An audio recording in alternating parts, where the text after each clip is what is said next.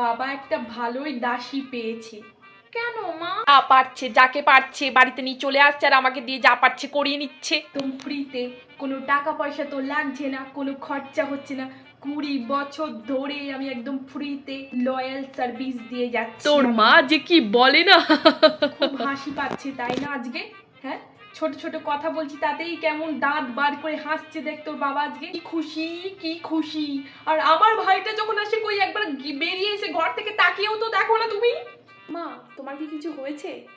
মুখ খোলাস না বাবু, তোর মতো বয়সে আমার বিয়ে হয়ে গিয়ে তুই হয়ে গিয়ে তোর ছোট বোন তখন আমার পেটে, তুই জানিস আমি একা একা কি করে যে সামলেছি সে আমিই জানি।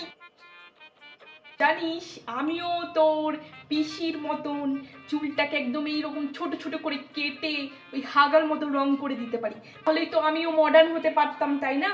আমি তো আর মডার্ন নই, আমি তো ঘরের দাসী।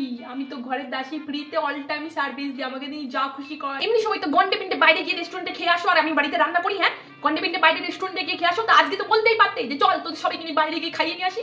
তা বলবে কেন, তা বলবে কেন? আমাকে দিয়ে খাটাবে কি করে? তাহলে আমাকে দিয়ে খাটাবে কি করে? আমি তো ফ্রিতে কাজ করে দেবো, পয়সা লাগবে না, কোনো পয়সা লাগবে না। আরে কি হয়েছে বলো না মা।